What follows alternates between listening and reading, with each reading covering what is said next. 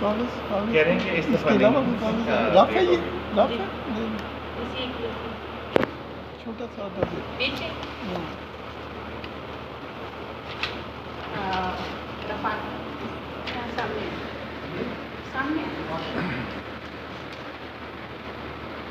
ہاں تو ڈالو چھوڑے اس کو ویڈیو بنا رہی ہے۔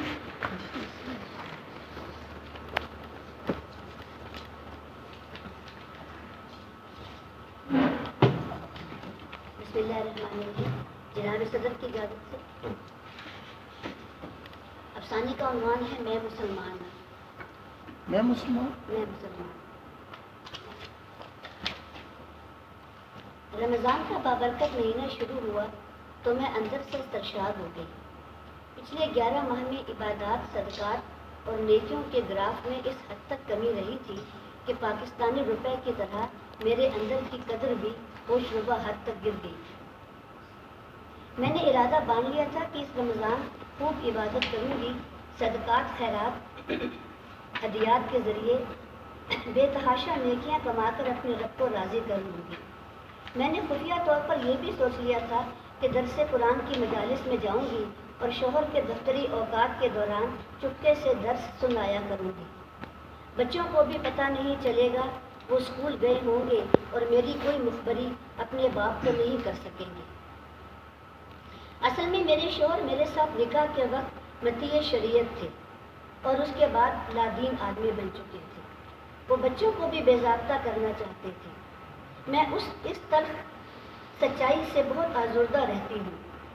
میرے بچے مجھے چھپ چھپ کر روتا دیکھ چکے ہیں اور وعدہ بھی کر چکے ہیں کہ وہ دین کی راہ پر آ جائیں گے، لیکن ان ننھی عمروں میں ان کے چھوٹے چھوٹے وعدے کفار کے لشکر کی ہیبت دیکھ کر ٹوٹ جاتے ہیں۔ وہ جہاد کے لیے مچل اٹھنے والے اون اور محمد نہیں ہیں، وہ اسلامی گھرانے میں صرف پیدا ہوئے ہیں۔ میں اس حقیقت سے بھی واقف تھی کہ ماہ سیام کے دوران مجھے اپنے بے روزہ دار شوہر کے لیے ناشتہ اور دوپہر کا کھانا بھی بنا کر رکھنا ہے۔ دفتر سے آ کر وہ کھانا کھائے گا، یہ ہر رمضان میں ہوتا ہے۔ مجھے اس ڈیوٹی کا مکمل احساس ہے۔ اس کے باوجود میں نے تہیہ کر لیا تھا کہ اپنی پچھلی عبادات کا خسارہ اس رمضان میں ضرور پورا کروں گی۔ لیکن ابھی 2 روزے ہی ہوئے تھے اور میں عبودیت کی آبشار کے پہلے چھینٹے ہی لے پائی تھی کہ شوہر نے حکم دیا اس کے کولیگز کل کا روزہ یہاں افطار کریں گے۔ 7 افراد ہیں، ان کے لیے روسٹ، کڑاہی، کباب، پلاؤ اور مشروبات بنانے ہیں۔ وہ روزہ دار تو نہیں ہیں، لیکن پروموشن انہی کے ہاتھ میں ہے۔ میں دم بخود رہ گئی۔ بے روزہ داروں کے لیے اتنے پکوان۔ اگلی ساری ختم کرتے ہی کام میں جٹ گئی۔ ظہر، عصر کی نمازیں، تلاوت، سب عبادات قضا ہو گئی۔ اکیلی سب کچھ کیا، بمشکل عشاء پڑھ پائی۔ تراویح کا تو کیا سوال، کمر ٹوٹ کر 2 ٹکڑے ہو چکی تھی، بے سدھ پڑ گئی۔ رمضان المبارک آہستہ آہستہ آگے بڑھنے لگا تو میں سسک اٹھی۔ کتنی ساعتیں ہیں بے پناہ رحمتوں اور برکتوں کی، لیکن میں صرف افطاری بنانے کے لیے پیدا ہوئی ہوں۔ ہمارا روزہ تو اتنا نفیس ہوتا ہے کہ صرف کھجور سے بھی راضی ہو جاتا ہے۔ میرے گھر کے بے روزہ دار مجھے نماز کے لیے چند منٹ بھی عطا نہیں ہونے دیتے، یوں جیسے رب کے مقدس مہینے بھی ان کی آف شور کمپنیاں ہوں۔ میرے شوہر کی بہن 25ویں روزے کو اپنے خاندان کے ساتھ آ دھمکی اور اعلان کیا کہ وہ عید تک یہی رہے گی۔ یہ بھی بتایا کہ وہ شوگر کی مریضہ ہے، روزے نہیں رکھ سکتی اور بچے کمزور ہیں، روزوں میں اور بھی کمزور ہو جاتے ہیں، لہٰذا ان کے لیے معمول کی طرح کا کھانا بنایا جائے۔ میں کچھ نہیں بولی۔ یہ سب میری قسمت میں شادی کے پہلے دنوں میں شاید لکھ دیا گیا تھا۔ میری نمازیں ان کا ہو چکی تھی، بڑی مشکل سے کسی نماز کے محض فرض رکعت پڑھ پاتی تھی۔ میری نند پورا دن سوتی اور شام کو میرے چہرے پر مصنوعی فکر مندی ڈالتے ہوئے میرے شوہر سے کہتی، کوٹ ذرا اپنی بیوی کی صورت تو دیکھو، روزے رکھ رکھ کر کیسی سوکھ گئی ہے، کیا ضرورت ہے اتنے فاقے کاٹنے کی۔ میں یہاں بھی چپ رہتی کیونکہ میں فرعون کو جانتی تھی، زبان درازی کی پاداش میں مجھے اور میرے بچوں کو ذبح بھی کر سکتا تھا۔ آخر ماہ مقدس ختم ہو گیا۔ کوئی خدمت نہیں کر سکی تھی اس مہمان کی، میں روتی چلی۔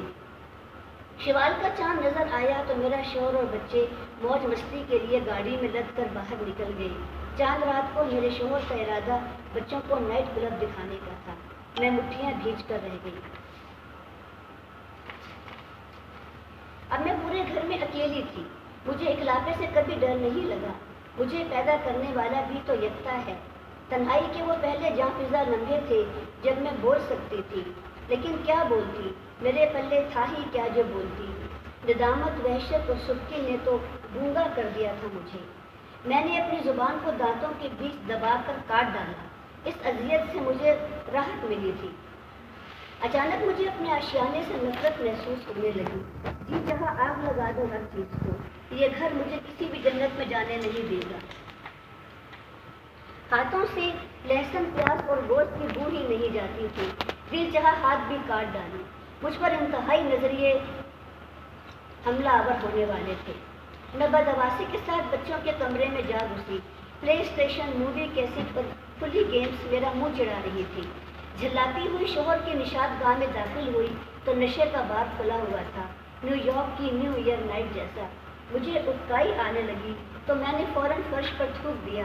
فرش گندا ہو گیا تھا۔ اپنی عادت سے مجبور فوراً پوچا لے کر آئی اور فرش صاف کیا۔ بے قراری کہیں تھمنے کا نام نہیں لے رہی تھی۔ مجھے خود پر انتہائی تعصب ہوا۔ میں ایک ناکام مسلمان عورت ہوں جو اپنے گھر سے شیطان کو نہیں نکال سکی تھی۔ مجھے مسلمان ہونے کا کوئی حق نہیں۔ میں اپنے گھر کے ہر فرد کو مار ڈالوں گی، صرف اسی صورت میں مجھے قبول کیا جا سکے گا۔ لیکن جانے کیوں یہ سوچ بھی مجھے اوپری سی لگی۔ میں نڈھال ہونے لگی تھی۔ کچھ نہ کر سکنے کا قلب مجھے اندر ہی اندر کھا رہا تھا۔ یکایک میرے ہاتھ پاؤں جو سخت تھے آسان ہونے لگے، آسان پڑ گئے۔ سانس کی بدترین رفتار کی تیزی میں روانی سے محسوس ہوئی مجھے لگا میرا دماغ سن ہونے سے بچ رہا ہے۔ مجھے لگا میں ایک شدت پسندی سے اتر کر دلکش وادی کے متوازن سبزے پر اتر آئی ہوں۔ ایک نیا جہان سامنے تھا، کسی نے نظریہ ہی بدل دیا تھا۔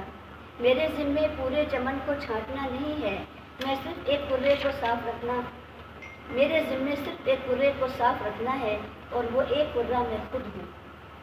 نرم ہوا کے پٹ سے کھڑکی کھلی تو شوال کے باریک چاند نے مجھے عید کی مبارکباد دی۔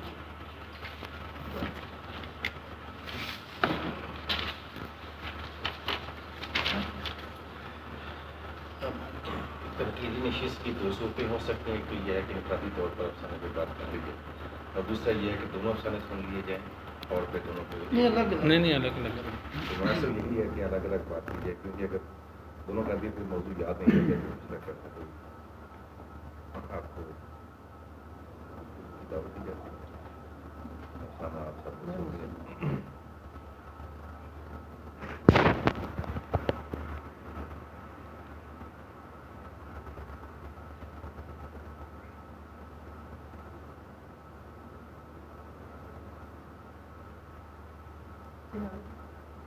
اچھی بات ہے کہ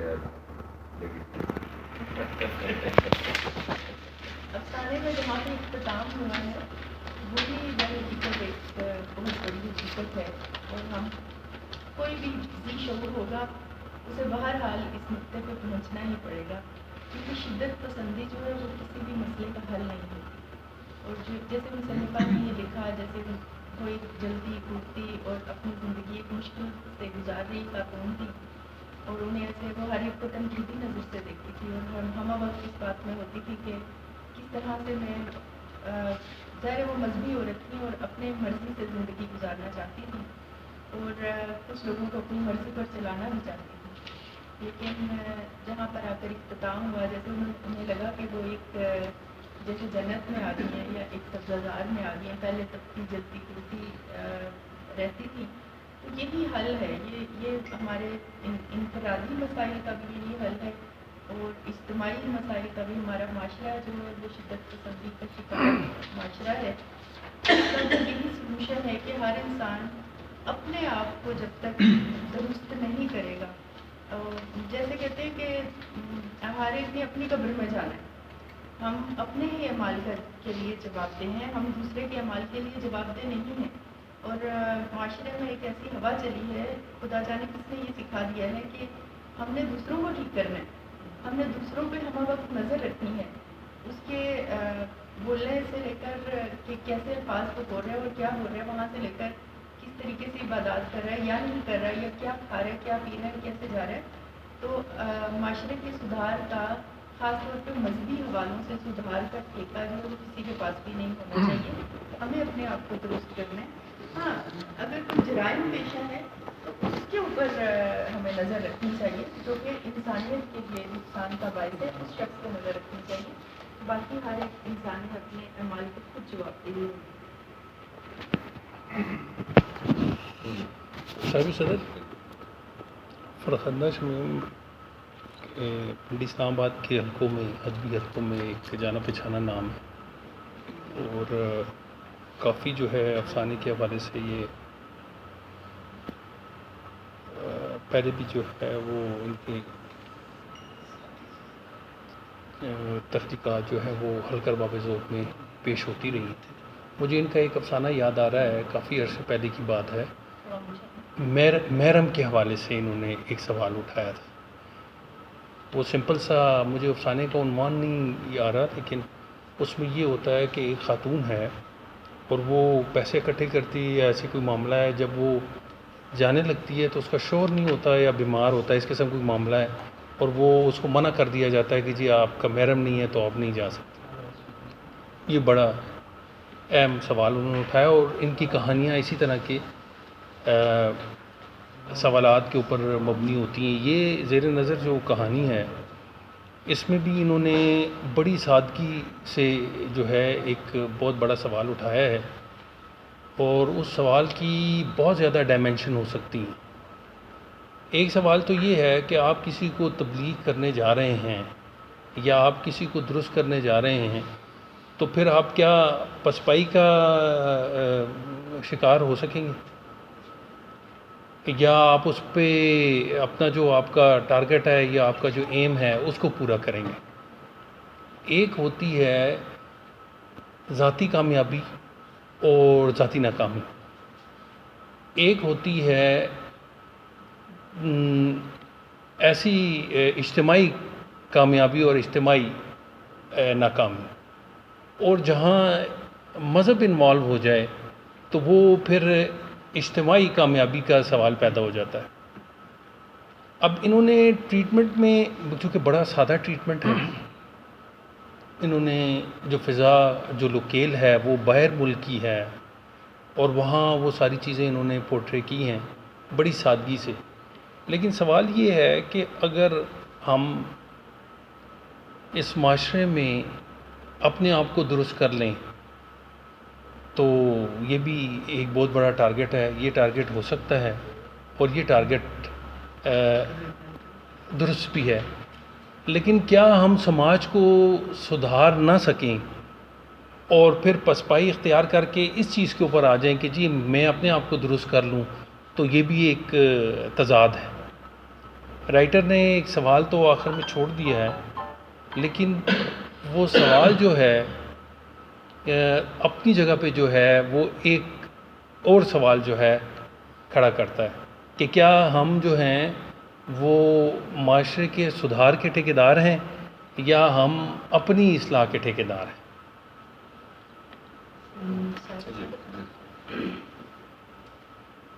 جو بنیادی طور پر افسانوں میں چیز ڈھونڈتے ہیں اس طور پر ایک ہوتی ہے آپ نے سیدھے سبھاؤ ایک بات کرنی، اس میں کچھ نصیحت یا کچھ خرابیاں جو ہیں ان کو واضح کرنا. لیکن جب ہم افسانے کو استعمال کرتے ہیں اس میڈیم کو، تو یہ مانگتا ہے آپ سے کچھ زیادہ جو ہے محنت. ہمیں محسوس ہوا کہ بات تو انہوں نے ایک بڑا موضوع کو، اگر آپ اس کے اخلاقی پہلوؤں پر بات کریں گے تو وہ تو بہت سارے ہیں اور بہت اچھے ہیں، ان میں تو کوئی کلام نہیں. لیکن افسانے کی ٹریٹمنٹ کچھ زیادہ متاثر کن ہے. جس طرح کا ایک چاہیے جذب شدہ جس میں سوالات جو ہے نا دستک پر ہولے ہولے ذہن پر ہولے ہولے دستک دیں، کیونکہ سیدھے سے وہ بات ہم یہ عام روزمرہ میں بھی یہ گفتگو کرتے رہتے ہیں، اس طرح کی باتیں ہوتی رہتی ہیں کہ کوئی نماز نہیں پڑھنے دیتا، یا بالعموم ہمارے معاشرے میں تو یہ کافی تضاد یہ رہا ہے کہ مرد نے عبادت کو بھی اپنے ساتھ منسوخ کر دیا۔ اس نے کہا کہ خدا ناراض ہوگا، خدا ناراض ہوگا اگر تم شوہر کے جو ہے فرائض پورے نہیں کرو گے، تو تمہاری ساری عبادتیں زیرو ہیں۔ یہ پورا جو ہے نا ایک بیانیہ ہے۔ مرد چاہے تو عورت کو روزے سے بھی روک سکتا ہے، اس کو نماز سے بھی روک سکتا ہے۔ بہت ساری چیزیں جو ہے نا حقائق پر مبنی بھی ہوتی ہیں اور کچھ زیب داستان کے لیے بھی بڑی بھی ہوتی ہیں۔ تو کہنے سے مراد یہ ہے کہ یہ مسائل آج کے نہیں ہیں، یہ بہت پرانے مسائل ہیں، اور جہاں تک انتہا پسندی کا تعلق ہے وہ صرف مذہبی نہیں ہے، وہ سماجی بھی ہے، وہ ہمارے سیاسی کلچر میں بھی ہے، ہر چیز میں ہے۔ انہوں نے یہاں مینشن کیا، میں صرف افسانے کی بنیاد سے تھوڑا سا کہہ لیں تحفظات ہیں کہ آسان الفاظ میں ہوتا ہے کہ بنیاد اتنی گہری نہیں ہے جو قاری کو نا کافی دیر تک اس میں وہ وزن رکھے۔ ایک دفعہ پڑھا وہ ایک نشست میں چیز سمجھ آ گئی اور وہ محو ہو گیا۔ یاد رکھنے والی جو چیز ہوتی ہے افسانوں میں وہ یہی ہوتی ہے کہ اس کے اندر گہرائی ہو اور وہ اس میں ایسی چیزیں جو ہے ڈائریکٹ بیان میں نہ ہو، براہ راست نہ کوئی مخاطب ہو اور نہ کردار جو ہے نا براہ راست نصیحت کریں، نہ نصیحتوں کو ڈسون کریں۔ یہ ساری چیزیں اگر کسی جگہ پر براہ راست آئیں گی تو وہ کہانی کمزور ہوگی اور بہت سطحی سا اپنا تاثر چھوڑے گی اور پھر چلی جائے گی۔ ہم پھر ایک بار یہ بات کہیں گے کہ اخلاقی سطح پر یا پیغام رسانی کی حد تک افسانہ بہت اچھا ہے، لیکن اپنی کرافٹ میں جو ہے یہ مزید محنت کا تقاضا ہے۔ صاحب صدر جیسے انہوں نے بات کی کہ بڑی سادہ مطلب کہانی ہے، مطلب یہ افسانہ بھی نہیں ہے، مطلب یہ افسانے کو نہیں چھو رہی، کیونکہ اس میں وہ افسانوی ٹچ اس طرح سے ہے ہی نہیں، سمپل سی اسٹیٹ کہانی ہے۔ اس میں رائٹر نے جو ہے، مجھے جو لگتا ہے جو خدشہ ہے میرا وہ یہ ہے، چونکہ آخر میں افسانہ نگار نے ایک بہت بڑا سوال رکھنا تھا اور اس نے بچنے کے لیے بالکل کہانی کو شروع میں ٹریپ کرنے کے لیے بالکل سادہ سی کہانی رکھی ہے کہ قاری یہ سمجھ رہا ہے کہ یہ بڑی ہلکی سی کہانی ہے، وہ بڑا عام سا لہجہ لب و لہجہ ہے، عام سی لکیل ہے، عام سے جملے اس نے یوز کیے ہیں، تو وہ یہ ٹریپ بعض افسانہ نگار یہ بھی ایک گیم کے طور پہ ایک اس کے کہ وہ اس نے آخر میں چوکانا ہوتا ہے، یا کوئی ایسے مذہبی یا اخلاقی یا بہت بڑا ایسا سوال جو کہ متنازع بھی ہو سکتا ہے، تو وہ اس چیز سے بچنے کے لیے شروع میں ایسی بالکل سادہ سا ٹریٹمنٹ دیتا ہے کہ قاری جو ہے نا وہ یہی سمجھتا ہے کہ یار یہ تو عام سی سطحی سی کہانی ہے، یار اس میں کیا ہے خاص، لیکن جب وہ اس کا اختتام ہوتا ہے، اس کا کلائمیکس ہوتا ہے، تو اس میں ایک دھماکہ سا ہوتا ہے، اور بلا شبہ یہ اس میں وہی انہوں نے کوشش کی ہے چونکا دینے والی، اور میں بھی وہی بات کر رہا ہوں کہ وہ جو میسج تو کنوے ہوتا ہے لیکن کہانی اس طرح سے متاثر کن نہیں ہے، لیکن میسج بڑی کلیئرلی جو ہے وہ کنوے ہوتا ہے، اور یہی ایک کسی بھی کہانی کی جو ہے یہ ایک اچھی بات ہوتی ہے کہ وہ سمپل سے نامحسوس طریقے سے جو ہے آپ کو ایک ایسے سوال کی طرف لے جائے کہ جس میں آپ جو ہے بعد میں آپ بھی کنفیوز ہو جائیں کہ یہ والا ٹھیک تھا یا لیسٹ، چونکہ مجھے یہ لگا کہ یہ لیسٹ لیول پہ جو ہے کمپرومائز کیا گیا ہے، اس ٹارگٹ کو اچیو نہیں کیا گیا، تو یہ بھی ایک سوال ہے۔ سر کانٹینٹ سے تو اختلاف کیا جا سکتا ہے، لیکن یہ کہانی بنی ہے، واضح اور سادہ کہانی ہے کہ ایک خاتون ہے جسے مذہبی خاتون ہے زیادہ، اور مذہب میں بھی وہ ذرا انتہا پسندی کی طرف مائل ہے، جبکہ اس کا خامند جو ہے وہ سیکولر یا اس سے آگے تھوڑا لبرل ہے، اور اس سے وہ جل بھن رہی ہے اور اس کی زندگی میں مشکلات اور وہ چینج کرنا چاہتی ہے لیکن کر نہیں پا رہی. تو میں سوچ رہا تھا کہ یہ اس کو کیسے وائنڈ اپ کیسے کریں گے ساری. تو انہوں نے وہاں ایک آخر میں جا کے ٹرن دیا ہے کہ ان کے اندر ایک چینج آتی ہے آخر میں جا کر کہ میں سارا اعمال کا دوسروں کے اعمال کی میں جواب دے دوں, میں اپنی زندگی کی جواب دوں. تو اگر میرا خیال ہے اس پر یہ اتنی سینئر افسانہ نگار ہیں, مطلب زبان پر ان کو زیادہ توجہ میرا خیال ہے یہ زیادہ اس پر فوکس نہیں کرتی زبان پر, اور نہ ہی اپنے افسانے پر زیادہ محنت کرتی, زیادہ محنت بھی نہیں افسانے پر کرتی اور زبان پر توجہ بھی نہیں دیتی. جان بوجھ کر یہ کرتی ہوگی کیونکہ 30 سال انہیں لکھتے ہوئے ہو گئے. مطلب یہ شعیب خالق کی کتاب پڑھی ہے تو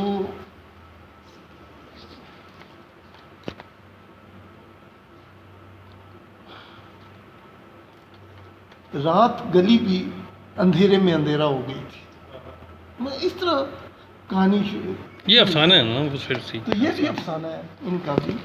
تو میرا خیال ہے انہیں زبان پر اور اس پر کرافٹ پر زیادہ توجہ دیتا. اوکے سر جی سر یہ افسانہ میں نے پورا نہیں سنا تھا, بعد میں پہنچا ہوں, لیکن اتنا کہ میں نے سنا ہے جس طرح سب نے کہا کہ انڈیویجول لیڈی کی اسٹوری وہ صرف اسی کی نہیں ہے, جو اس طرح کے دوسرے معاشرے میں ہیں میرا خیال سب پہ اسی طرح کا سیم سناریو لاگو ہوتا ہے. یا تو ان کی شادی ان نون ریلیٹیوز میں, یا وہاں جن کو یہ جانتے نہیں تھے وہاں ہوئی ہے, جن کو بندہ نہیں جانتا کے کردار کی. ہاں جو کردار لیڈی, کیونکہ اگر جو خاندان کے لوگ ہوتے ہیں ان کو ہم بہت جانتے ہوتے ہیں کہ یہ بندہ نماز پڑھتا ہے یا کتنا پریکٹسنگ مسلم ہے, اور اس کو ایک جگہ پہ انہوں نے فرعون بھی کہا, ٹھیک ہے, حالانکہ وہ لبرل میں تو نہیں کہہ رہا ہوں اس کو, نان پریکٹسنگ مسلم, کیونکہ مسلمان ہے تو نکاح کیا ہے اس نے, اگر مسلمان نہ ہوتا تو نکاح ہی نہیں کرتا, کوئی اور طریقہ کرتا, یا تو پھیرے لگاتا یا کچھ اور کرتا. ہاں وہ نان پریکٹسنگ مسلم ہے, اور اس کی ایک دن وہ خود دے رہا ہے جب اپنے دوستوں کو بلا کے افطاریاں کروا رہے ہیں, اور تو روزہ رکھتے ہیں یا نہیں رکھتے.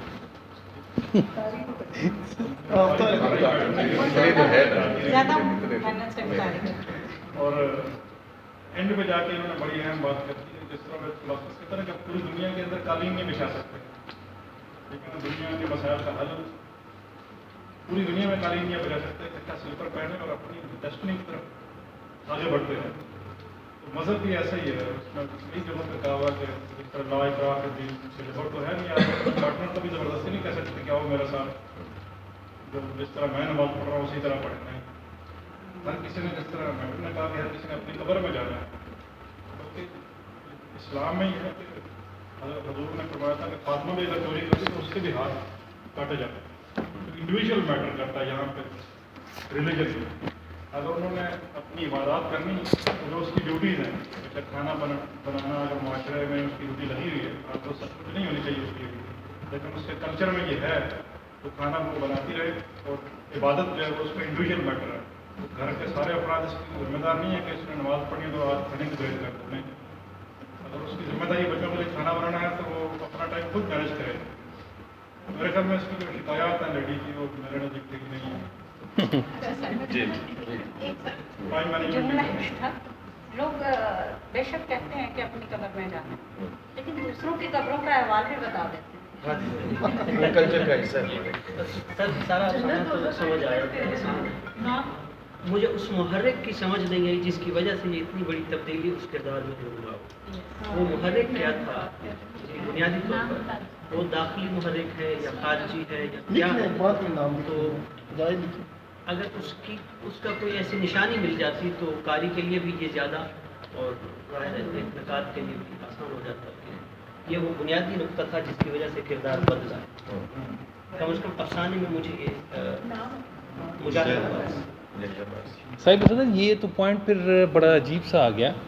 اب یہ دیکھیں کہ ہمیں یہ سکھایا گیا اور سکھایا جاتا ہے روٹین میں کہ جی مسلمان جہاں بھی گئے, چونکہ اس کا عنوان جو ہے افسانے کا عنوان جو ہے وہ میں مسلمان, یہی ہے سر. اب صاحب اس وقت دیکھیں کیا کانفلکٹ ہے کہ ہمیں ہماری جو تاریخ کا مطالعہ کریں تو وہ کہتے ہیں مسلمان جہاں بھی گئے تو اپنے کردار سے جو ہے انہوں نے لوگوں کو متاثر کیا اور جو ہے لوگوں کو مسلمان کی طرف مطلب وہ اسلام کی طرف آئے.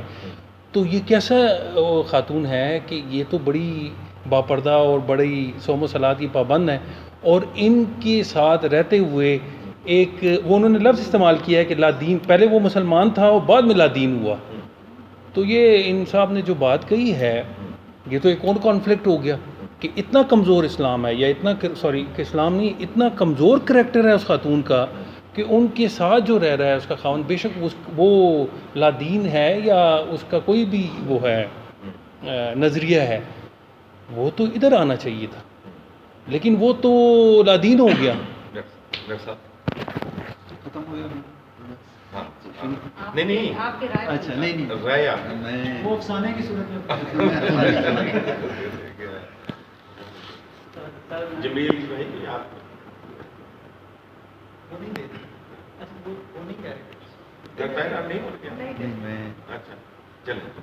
میں کچھ کہنا چاہتا ہوں سر, ثانہ کا جو آغاز ہے وہ اس کا وقت جو ہے میں سمجھتا ہوں مذہب کو بہت ڈیٹیل سے بیان نہیں کرنا چاہیے تھا. پریم چند کا افسانہ ہے حج پر, اس نے بھی ایک مذہبی عورت کا جو ہے کردار پیش کیا ہے, لیکن مذہب کو اس نے کہیں بھی بیان نہیں کیا, لیکن ایک مذہبی عورت ہے اس میں. لیکن دیکھیں جو اس کا اینڈ ہوتا ہے افسانے کا, وہ حج نہیں کرنے جاتی, اس نے بہت اچھا درس دے دیا ہے, بہت اچھا جو ہے سبق دے دیا ہے. اس افسانے میں دیکھیں آپ جو اس کا اینڈ کیا گیا ہے بہت خوبصورت اینڈ ہے, سبق بھی اچھا مل رہا ہے, لیکن ابتدا اور وسط جو ہے مجھے نہیں لگتا کہ وہ ٹھیک ہے. مطلب آپ کہہ رہے ہیں کہ تھوڑا سا ڈفرینٹ ہونا چاہیے, کیونکہ آج کی جو تعلیم ہے, آج کا جو لٹریچر ہے خاص طور پر, وہ تھوڑی سی ڈفرینٹ چیز چاہتا ہے. ایسا نہ لگے کہ جو افسانہ نگار ہے وہ تبلیغ کار ہے, یا پھر ایسا نہ لگے کہ کوئی علامہ ہے وہ مذہب کی بات کر ہے. تو وہ جو قارئین ہیں وہ چاہتے ہیں کوئی ہمیں نصیحت نہ کرے, ایسا نہ لگے کہ نصیحت کار ہے, تو اسی ڈفرینٹ چیز دیکھیں گے. شکریہ. جمیل بھائی, فاطر بھائی, جمیل بھائی.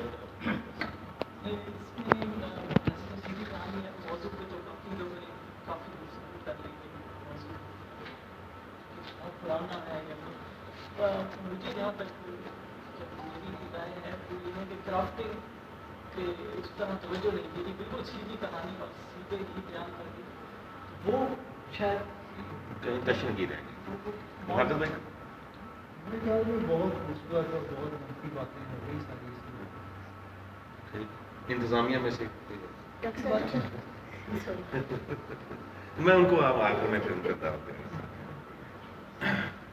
ڈاکٹر صاحب, سیاست اردو افسانے کی روایت جہاں پہنچ چکی ہے اور اس شہر کو شہر افسانہ کہا گیا, اتنے بڑے بڑے نام یہاں افسانے کے موجود ہیں. اس کے بعد آنے والی یہ جو کھیپ ہے میرے دائیں اور بائیں بیٹھے ہوئے ہیں, ان کے افسانے بھی یہاں پیش کیے جاتے ہیں. ان افسانوں کو مد نظر رکھتے ہوئے اگر آج کے افسانے کو دیکھا جائے تو میرا خیال میں متفق ہوں کہ یہ افسانہ بنا ہے. پہلی بات, موضوع تو کچھ بھی ہو سکتا ہے کسی افسانے میں, بات یہ ہے کہ ٹریٹمنٹ کیسی ہے, کیسے بنے. سادہ بیانیہ ہوتا ہے, سادہ بیانیہ افسانہ لکھا جا رہا ہے, کیسے کیسے بھوک ہیں بیانیہ میں, کہانی کو افسانے کی سطح پر کیسے لکھا جائے. اگر ایک کتے نے انسان کو کاٹ لیا ہے تو یہ تو کوئی آپ سے نہیں بات ہے. اگر انسان کتا کاٹ کر کھا جاتا ہے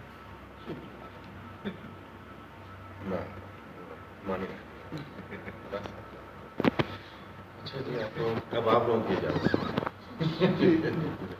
اچھا, ایک جب نظریاتی افسانہ پیش ہوتا ہے تو وہ بڑے سوالات کھڑے کرتا ہے, وہ سوالات اٹھاتا ہے. مثال خاص طور پر ہمارے ہاں اس وقت ایک بڑی بحث چھڑ جاتی ہے دو موضوعات کی, جب ترکیب پسند افسانہ ہو اور جب کوئی نسبی مطلب افسانے کا کوئی موضوع نسبی. میں نے اس کے علاوہ کوئی بڑی بحث یا اس طرح کبھی دیکھی نہیں. اچھا, اب مسئلہ کیا ہے اس کے ساتھ؟ اس کی وجہ یہ ہے کہ کیونکہ مذہب کا کلیم بڑا ہے, مذہبی آدمی کا کلیم بڑا ہے, قطع نظر اس بات کی کہ بے شمار ہمارے پاس مسائل بھی ہیں اور بے شمار مثبت باتیں بھی ہیں, لیکن جب وہ چیز ظاہری بات ہے کسی بھی افسانے میں کسی صنف میں ڈھل کے آئے گی, یانرا میں کسی میں, تو بہرحال اس یانرا وہ یانرا زیادہ اہم ہو جاتا ہے اس نظریے سے. یہی تو بات تھی جس کی وجہ سے بہت زیادہ ترقی پسندوں نے ہی اپنی ان سے تھوڑا سا الگ ہو گئے کہ بھئی جب آپ ادبی ہوں گے تو پھر مسئلہ یہ آ جائے گا کہ صنف ادبی جو اظہار ہے آپ کا وہ کتنا ادبی ہے. وہی اس کا مطلب ہرگز یہ نہیں تھا کہ انہوں نے کہا تھا ترقی پسندوں سے کہ نہیں آپ کے نظریے سے ہم اتفاق نہیں کرتے تھے. وہ اتفاق کے باوجود بھی وہ کہتے تھے کہ اگر آپ کا اسلوب اچھا نہیں ہے تو ہم آپ کو وہ پذیر ہی نہیں دیں گے جو آپ تقاضا کرتے ہیں. اب اس افسانے میں کے ساتھ مسئلہ یہ کہ ایشو ایک بہت زیادہ ہے, بہت بڑا ایشو ہے. یہ ظاہری بات ہے, پاکستان ہو یا دنیا بھر کے جتنے بھی ممالک ہیں, ہمارے پاس ایک ثانوی نظام ہے. دنیا رہتے ہی پازیٹیو اور نیگیٹو کے ایک کو ایگزسٹنس میں ہے. بہت کم ایسا ہوتا ہے کہ دو ہم خیال لوگ آپس میں جڑ جائیں, بھلے دوست ہی کیوں نہ ہو, تضادات آ جاتے ہیں, ہے نا. کسی کی مدر شیعہ ہے, فادر سنی ہے, کسی کے مدر لبرل ہے, فادر جو ہے وہ مذہبی ہے, عیسائی ہے, ہندو ہے. پوری دنیا میں ایسا ہو رہا ہے. اچھا, جن ثقافتی ساختوں میں ہے نا جو ٹھوسیت ہے اس کی مقدار زیادہ ہو, یعنی ٹھوس نا ساختیں زیادہ ٹھوس ہو جائیں تو یہ زیادہ مسئلے وہاں پر یہ زیادہ ہو جاتے ہیں. یہ عورت, پہلی بات تو یہ ہے کہ ان کا کردار ہے, بھلے اس کا نیریٹو جو ہے وہ ایک آپ بیتی جیسے ہوتی ہے ہے نا, وہ پرسنل پروناؤن کے میں, اس کا ہرگز مطلب نہیں ہے کہ وہ فرقہ شریف. وہ ان کا کردار, اس کے باوجود وہ ان کا کردار انہوں نے آبزرو کیا ہے اور اس کو میں کا کر کے کہ اس کی کہانی ہے, اس کی کہانی بنانے کا مقصد یہ تھا کہ یہ سچائی کے بہت زیادہ قریب ہو جائے. فرض کیا یہ کوئی مرد بن کے لکھتی ہیں تو ہم یہ کہتے ہیں کہ یہ کوئی بیانوی سچائی نہیں ہے, کیونکہ ان کو جیسے راجہ گدھ میں بانکوسیا نے وہ بن کے لکھا تو بہت سارے لوگ یہ کہتے ہیں کہ انہوں نے نہ تو قیوم کے کریکٹر کو جسٹیفائی کری نہ سمجھا, کیونکہ وہ ان کو یہ نہیں پتا تھا کہ مرد کی احساسات کیا ہوتے ہیں اور عورت کے تو وہ بتا دیتے. یہ بہت مشکل ہوتا ہے کہ میں نے کبھی گلبرگ میں رہا نہیں, لیکن میں کوشش کروں کہ امیجن کر کے ایک میں گلبرگ کی خاتون کا ماڈرن لڑکی کا, اگر میں نہیں رہا تو ہو نہیں سکتا کہ یہ کیا ممکن ہے کہ آپ ایک جو اوڑ لڑکی ہے, ایک بڑا تخلیق کار, بڑے سے بڑا تخلیق کار ہوئی ہو, وہ اوڑ لڑکی کو ہو بہو پیش کرے جیسے وہ سوچتی ہے. یہ ممکن نہیں, ایسا ہو ہی نہیں آج تک. ایسا بہت کم لوگ ہیں, ہوئے نہیں ہے, بلکہ لوگ نہیں کہتے کہ یہ سچائی ہے اس میں آرٹ. خیر, اب انہوں نے وہ ایک کردار دیکھا, کہیں مشاہدہ تجربہ ہوا, اس کو پیش کیا. اب ہوا یہ ہے کہ یہ عورت اس میں یہ نہیں وہ کہتی, یہ وہی کلچرل ایک ثقافتی ایک مسئلہ ہے جس کو پیش کیا. اس کا ہرگز مت کہ وہ یہ عورت جو ہے وہ دوسرے لبرل کا سپیس انکروچ کر رہی ہے, نہیں. رائٹر یہ بتانا چاہ رہا ہے کہ یہ عورت اپنی دنیا میں ایک طرف اپنے ذہن میں ایک رول ماڈل ہے, ایک آئیڈیل ہے, اس سفر کی طرف جانا بھی چاہ رہی ہے, لیکن جو لبرل ماحول ہے وہ اس طرف اسے جانے, آخر میں اسے یہ پسپائی اختیار کرنی پڑی. یعنی یہ قضیہ ہے ہمارا ثقافتی کہ اس لبرل جس کو کہہ رہی ہے, فرعون بھی کہہ رہی ہے, بہت سارے ایسے صفات استعمال کیے ہیں کہ اس کو پسند نہیں کرتے. اس کے باوجود بھی وہ یہیں آ کے ایک مذہبی تانیثیت مار کھا جاتی ہے, کیونکہ اسے پتہ ہے کہ میں سماجی طور پر طلاق حاصل کر لوں گی تو میرا حشر کیا ہوگا. تو اس نبھانے کی خاطر وہ ایک سمجھ لیں کہ ایک اس شکست خوردگی کو وہ مناسب الفاظ پہناتی ہیں کہ میں نے کمپرومائز کر لیا. اصل میں اس کا کمپرومائز نہیں ہے, اس کی شکست ہے نا. یہی ہونا ہوتا ہے اگر ایک عورت جو ہے وہ ہمارے معاشرے میں خاص طور پر جو بغاوت یا مزاحمت ہے وہ بڑا سفر طے کر نہیں سکتی. اس کی وجہ یہ ہے کہ جب اس نے قدم اٹھانا ہے بغاوت یا مزاحمت کر کے سڑک پہ, تو اسے پتہ چل جائے گا کہ یہاں ایک کرگسیت کس طرح جناب وہ کتنی لمبی زبان جو نا وہ پھینک کے وہ باہر کھڑی ہے. یہ اس کا المیہ بھی ہے, اس کا المیہ ہے نا کہ ایکسپیکٹیشن تو آپ کی ہر طرف ہونی ہے, چاہے ادھر ہو یا ادھر ہو. یہ تو آپ نے تو اس کی وجہ یہ ہے کہ پوری دنیا میں اب یہ ہمارا مسئلہ نہیں, مثال کے طور پہ پوری مسلم دنیا میں اگر جو ہے نا ہم کہتے ہیں کہ جی ہمارے پاس مسئلے حل نہیں ہوئے, یورپ نے حل کیے ہیں, تو یورپ میں سب سے زیادہ تانیثی اور نسائی کتابیں, آرٹیکلز, ناول, افسانے نسائی حقوق کے بارے میں تحریک کی تو یورپ میں کیا ہے.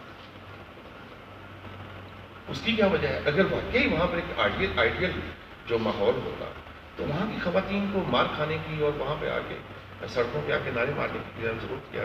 اس کا مطلب یہ ہے کہ مسائل وہاں پہ بھی ایسے ہی ہیں. تو یہ عورت کی ایک یعنی یہ نہیں کہ وہ بیچاری کی ایک لمٹ ہے مزاحمت کرنے کی. ٹھیک ہے؟ ہمارے کلچرل جو مسائل ہیں اس کو ہم انڈیویجول. اچھا پھر یہاں پر ایک چھوٹی سی بات آئی کہ مذہب جو ہے انفرادی مسئلہ ہے. میرے خیال میں تو مذاہب کا ساروں مذاہب کا ظہور جو ہے وہ اجتماعی جو فلاح ہے جو اس کا سبب بھی وہی ہے کہ انسان اجتماعی طور پر فلاح. اگر مثال کے طور پر میں اونچی آواز میں عبادت کر رہا ہوں وہ ساتھ فلاح ڈسٹرب کر رہا ہے تو راضی میرا نہیں خیال راضی میری جو عبادت ہے میرا نہیں خیال کہ بڑی مثبت ہے. یہ بات ہے جی انڈیویجولی آپ جو مرضی ہے ہی نہیں اسلام میں. میرا نہیں خیال کہ ایسا ہے. اسلام میں زکوٰۃ کا, اسلام میں بہت سارے ایسے تو وہ کلیکٹیو جو اسلام میں کلیکٹیو بینگ کی طرف جو ہے نا وہ لے کے جاتا ہے. وہ جو بات اچھا آپ کی بات کاٹی جا رہی ہے ویسے جرم ہے لیکن جواب دہی کے حوالے سے ذاتی مسئلہ کہتے ہیں کہ انسان کا یہ پرسنل معاملہ خدا کے روبرو جواب دہی جو اچھا ہاں چلیں خیر. اچھا اب یہ آخری بات میں یہ کرنا چاہتا ہوں کہ یہ ایک بہت بڑا ہم سب نے افسانوی نشستوں میں یہ سنا ہے کہ جی یہ کہانی ہے یہ افسانہ ہے. ہم کبھی بھی کہانی اور افسانے کا تجزیہ عام نہیں کر سکتے. اچھا بہت سارے لوگ یہ کہتے ہیں کہ جی وہ جو علامتی افسانہ تھا دور گزر گیا, فلانے کا افسانے کا دور گزر گیا, فلانے کا دور یہ وہ ہو ہی نہیں سکتا. مثال کے طور پر میں جتنا بھی میں نے پڑھا ہے میرے خیال کے مطابق منٹو سب سے زیادہ نام لیا پریم چند کا اور ان کا ترقی پسندوں کا نام لیا تھا افسانے میں. میرا اپنا خیال میری اپنی اسٹڈی یہ ہے کہ جب لوگ مپساں کا اسلوب جو ہے وہ اس سے دور ہٹ رہے تھے تو یہ مپساں کے اسلوب کو اپنا رہے تھے ہماری طرح. ہاں اچھا اب چونکہ جو مغربی جدید افسانہ نگار تھے وہ تو ترجمہ ہی نہیں ہوئے کون سے تھے 19ویں صدی کے لوگ. مپساں دور نہیں 19ویں صدی کے, 20ویں صدی کا تو ہے ہی نہیں. 20ویں صدی کا ادب تو ترجمہ 1980 میں ہونا شروع ہوا.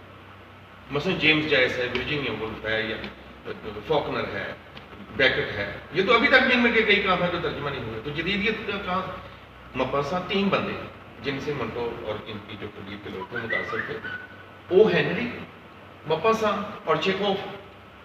انہی کا امتزاج جو ہمارے ابتدائی افسانے میں جو جس کو ہم جدید افسانہ کرتے ہیں. اچھا بعد والے جو جدیدیت تھے انہوں نے 2-3 بندے ذہن میں رکھے, کافکا ایک بورخیز, اور سمجھا کہ یہی جدیدیت ہے, وہ بھی نہیں تھی. مثلا مجھے آج تک یہ بتائیں کہ کسی بندے نے کبھی جیمز جویس کے افسانے کا سوائے حسن عسکری کے نہیں. اتنا بڑا افسانہ نگار اگنور کیسے ہو گیا؟ اس لیے کوئی ترجمہ بالکل صحیح ہے, درست. اگنور کیسے ہو گیا؟ اچھا اب یہاں پر پوری دنیا میں بڑے بڑے, میں آپ کو ناول کا نام دے کے دیتا ہوں, اس کا نام ہے اور بے شمار ناول. ایک کا ایگزامپل میں آپ کو دیتا ہوں,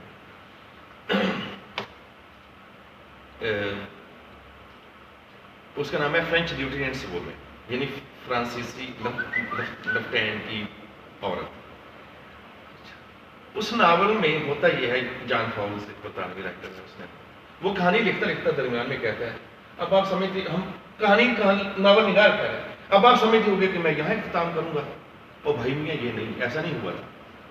وہ کہتا ہے کہ آپ چونکہ انجام پسند ہے, بھائی میں نے انجام نہیں پسند نہیں ہوں, ضروری نہیں ہے کہ ہر وہ ایک اور طرف بھیجا اور 3-4 جگہوں پہ وہ خود پوچھ جاتا ہے. وہ کہتا ہے یار لکھنا تو میں نے یہ تھا, اب مجھے لکھنا یہ پڑا, میری صورتحال ایسی بن رہی ہے, اب چونکہ حالات بدل گئے ہیں لہٰذا میرا کردار بدل گیا. یہ تجربات ہمارے پاس, میں اگر افسانہ لکھ کے تو یہاں پیش کروں گا نا, میرا خیال ہے کہ 90% لوگ کہیں یہ کیا فضول بات لکھی ہے, منٹو نے ایسا کب لکھا تھا. تو بھائی جب اس قسم کی باتیں ہوں گی تو تجربات نہیں ہوگی. ہماری سوسائٹی ویسے بھی تجربہ پسند نہیں ہے, رد تجربہ معاشرہ ہمارا. تو انہی الفاظ کے ساتھ ہمیں